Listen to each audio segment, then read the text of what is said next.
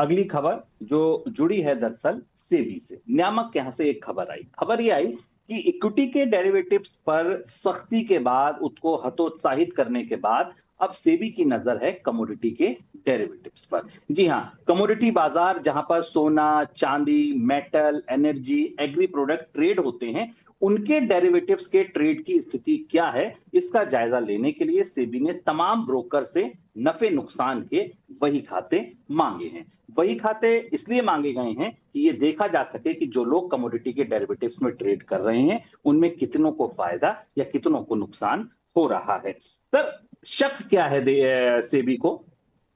और सेबी के पास कुछ ऐसे आंकड़े हैं, जो रिपोर्ट हैं, जो ये बताती हैं कि कमोडिटी डेरिवेटिव सेगमेंट में करीब करीब 91% ट्रेडर लॉस में है। लगभग वैसी स्थिति है जैसी कि हमने फ्यूचर ऑप्शंस में, स्टॉक्स में देखी थी। जो आंकड़े बताते हैं कि जो एग्रीगेट लॉस है वो 1 लाख करोड़ से ऊपर के हैं और पर ट्रेडर लॉस 1 लाख रुपए से ज़्यादा का है। ये बात सेबी ने अपनी इनिशियल जाँच में पाई है और उसके बाद उन्होंने ये सारा ब्यौरा ट्रेडर से मांगा है। सेबी ने 2022 और 2025 में इस तरीके के अलग अलग आकलन किए थे और ये समझने की कोशिश की थी कि जो कमोडिटी बाजार में डेरिवेटिव ट्रेडिंग होती है उसका असर क्या है, उससे कितने फायदे किए जा रहे हैं। 2025 को याद करें तो सेबी ने ब्रोकर्स को कुछ हिस्टोरिकल डेरिवेटिव्स और पीएनएल फ्रेश ऑर्डर्स के लिए कुछ नए डिस्क्लोजर नियम भी तय किए थे। ऐसा माना जा रहा है कि ये रिपोर्ट आने के बाद और ये आंकड़े कमोडिटी डेरिवेटिव्स के मिलने के बाद सेबी यहाँ भी एफ&ओ ट्रेडिंग पर सख्ती करेगी और कुछ नए नियम बनाएगी। बिल्कुल, सेबी ने एक डिसीजन और लिया, एक नई पहल और की। अब चर्चा करते हैं उसकी। गांव और शहरों में म्यूचुअल फंड निवेश को बढ़ावा देने के लिए सेबी ने एक नई पहल की है।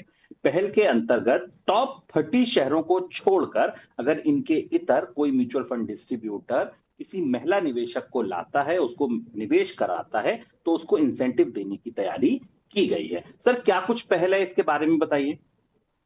सेबी ने अपना, एक तरफ सेबी का एक दस्तावेज था जो चर्चा में था, जो म्यूचुअल फंड कमीशन को लेकर, ब्रोकरेज कमीशन को रोकने की कोशिश करता था। उसके पैरेलल म्यूचुअल फंड इंडस्ट्री ने इस बात की मांग की थी कि रूरल इलाकों में, कस्बाई क्षेत्रों में अभी म्यूचुअल फंड में निवेशक नहीं है। तो ये जो नई व्यवस्था सेबी ने प्रपोज की है, जो B30 रूरल और अर्बन, जिनको B30 टाउन कहते हैं, इसमें महत्वपूर्ण बदलाव किए हैं। 1 फरवरी 2026 से लागू होगा और कोई भी डिस्ट्रीब्यूटर जो जिस एरिया में पहला लंपसम इन्वेस्टमेंट या पहली सिप लेकर आता है, उसके लिए 1% एक्स्ट्रा कमीशन का प्रावधान किया गया है, 2,000 रुपए तक का। इसके अलावा महिलाओं के लिए अलग से, जो महिलाओं को म्यूचुअल फंड में निवेश के लिए जोड़ने के लिए अगर जोड़ा जाता है तो उसके लिए 2,000 रुपए का अलग 1% या 2,000 रुपए का के अलग इंसेंटिव का प्रावधान किया गया है।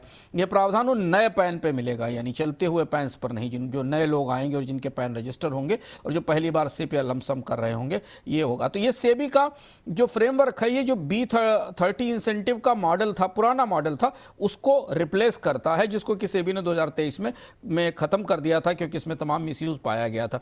अब इस पर म्यूचुअल फंड उद्योग की प्रतिक्रिया आनी है कि क्या इसके जरिए रूरल और इलाकों में, ग्रामीण और कस्बाई इलाकों में म्यूचुअल फंड में निवेश बढ़ेगा कि नहीं। क्योंकि ये प्रोत्साहन तो सेबी महसूस कर रहा है कि अभी भारत में पूरा का पूरा म्यूचुअल फंड निवेश 60 से 70% निवेश, जो एमफी के आंकड़े भी बताते हैं, वो प्रमुख महानगरों में ही केंद्रित है।